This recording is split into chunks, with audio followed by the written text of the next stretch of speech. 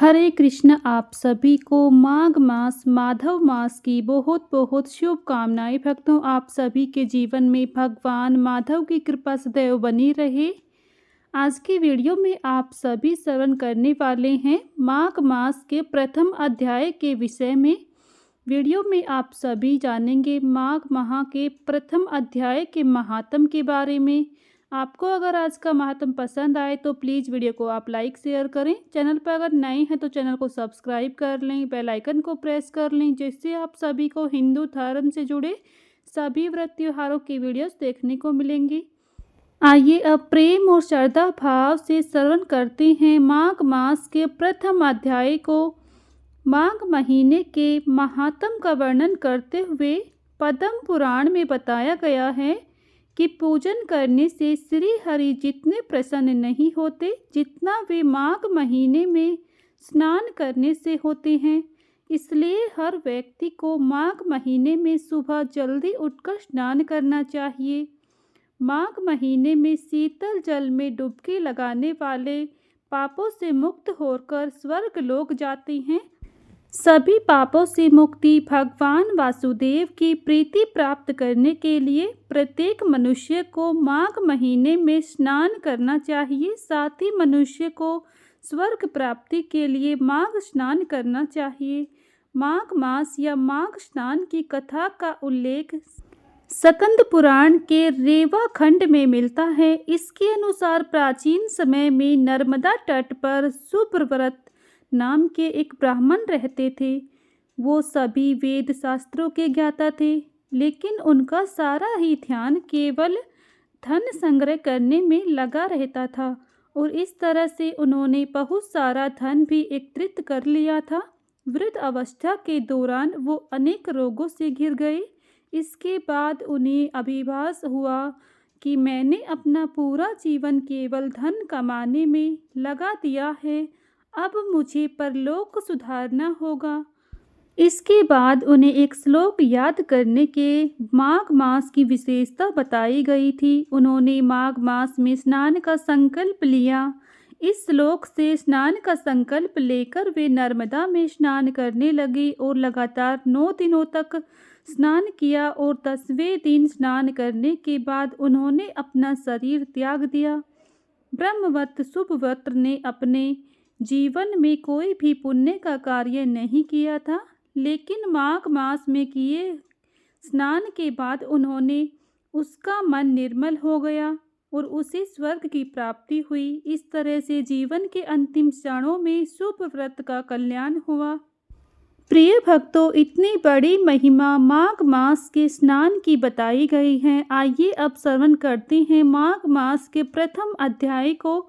एक समय श्री सूत जी ने अपने गुरु श्री व्यास जी से कहा कि गुरुदेव, कृपा करके आप मुझे माघ मास का महात्म कहिए, क्योंकि मैं आपका शिष्य हूँ। व्यास जी कहने लगे कि रघुवंश के राजा दिलीप एक समय यज्ञ के स्नान के पश्चात पैरों में जूते और सुंदर वस्त्र पहनकर शिकार की सामग्री से युक्त कवच और शोभायमान आभूषण पहने हुए अपने सिपाहियों से घिरे हुए जंगल में शिकार खेलने के लिए अपनी नगरी से बाहर निकले। उनके सिपाही जंगल में शिकार के लिए मृग, व्याघ्र, सिंह आदि जंतुओं की तलाश में इधर उधर फिरने लगे। उस वन में वनस्थली अत्यंत शोभा को प्राप्त हो रही थी। कहीं कहीं मृगों के झुंड फिरते थे, कहीं गीदड़ अपना भयंकर शब्द कर रहे थे, कहीं गैंडों का समूह हाथियों के समान फिर रहा था, कहीं वृक्षों के कोटरों में बैठे हुए उल्लू अपना भयानक शब्द कर रहे थे, कहीं सिंगों के पदचिन्हों के साथ घायल मृगों के रक्त से भूमि लाल हो रही थी, कहीं दूध से भरी थनों वाली सुंदर भैंसें फिर रही थी, कहीं पर सुगंधित पुष्प, हरी भरी लताएं वन की शोभा को बढ़ा रही थी, कहीं बड़े बड़े पेड़ खड़े थे तो कहीं कहीं पर उन पेड़ों पर बड़े बड़े अजगर और उनकी केचुलियां भी पड़ी हुई थी। उसी समय राजा के सिपाहियों के बाजे की आवाज़ सुनकर एक मृग वन में से निकलकर भागने लगा और बड़ी बड़ी चौकड़ियाँ भरता हुआ आगे बढ़ा। राजा ने उसके पीछे अपना घोड़ा दौड़ाया, परंतु मृग पूरी शक्ति से भागने लगा। मृग कांटेदार वृक्षों के एक जंगल में घुसा और राजा ने भी उसके पीछे वन में प्रवेश किया, परंतु दूर जाकर मृग राजा की दृष्टि से ओझल होकर निकल गया। राजा निर्जन वन में अपने सैनिकों सहित प्यास के मारे अति दुखी हो गया। दोपहर के समय अधिक मार्ग चलने से सैनिक थक गए और घोड़े रुक गए। कुछ देर बाद राजा ने एक बड़ा भारी सुंदर सरोवर देखा, जिसके किनारों पर घने वृक्ष थे। इसका जल सज्जनों के हृदय के समान स्वच्छ और पवित्र था। सरोवर का जल लहरों से बड़ा सुंदर लगता था। जल में अनेक प्रकार की जल जंतु, मछलियाँ आदि स्वच्छंदता से इधर उधर फिर रही थीं।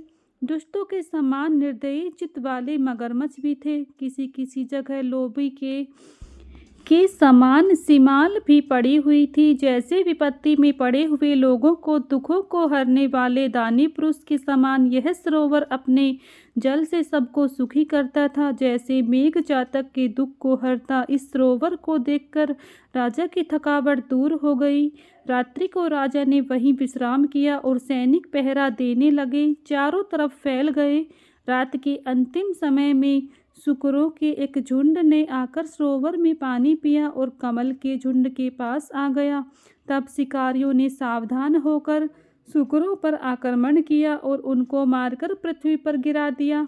उस समय सब शिकारी कोलाहल करते हुए बड़ी प्रसन्नता के साथ राजा के पास गए और राजा प्रभात हुआ देखकर उनके साथ ही अपना नगरी की तरफ चल पड़े, जिसका शरीर तपस्या और नियमों के कारण बिल्कुल निर्जल हो गया था, जो मृगछाला और वल्कल पहने हुए था और रोम तथा केश धारण किए हुए था। राजा ऐसे घोर तपस्वी के आगे हाथ जोड़कर खड़ा हो गया। तपस्वी ने राजा से कहा कि हे राजन, इस पुण्य शुभ माघ में इस सरोवर को छोड़कर तुम यहाँ से क्यों जाने की इच्छा करते हो? तब राजा कहने लगा कि महात्मन, मैं तो माघ मास में स्नान के फल को कुछ भी नहीं जानता। कृपा करके आप विस्तार पूर्वक मुझको बताइए। राजा के ऐसे वचन सुनकर तपस्वी कहने लगा, हे राजन, भगवान सूर्य बहुत शीघ्र उदय होने वाले हैं, इसलिए यह समय हमारे लिए स्नान का है, कथा का नहीं।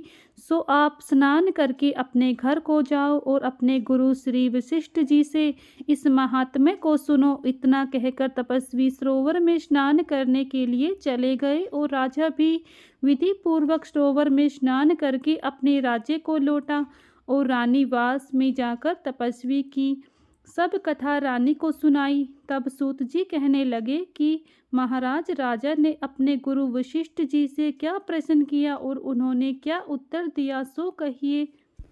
प्रिय भक्तों, इससे आगे की जो भी कथा है वो हम नेक्स्ट अध्याय यानी कि दूसरे अध्याय में श्रवण करेंगे। माघ मास का दूसरा अध्याय आपको सेकंड वीडियो में देखने को मिलेगा। आज का ये अध्याय अगर आपको पसंद आया है तो प्लीज़ वीडियो को लाइक शेयर करें। चैनल पर अगर नए हैं तो चैनल को भी सब्सक्राइब कर लें। ऐसे ही रोजाना सुने माघ मास के संपूर्ण अध्याय को। मिलती हूँ नेक्स्ट वीडियो में, तब तक के लिए सभी को राधे राधे, जय श्री कृष्णा।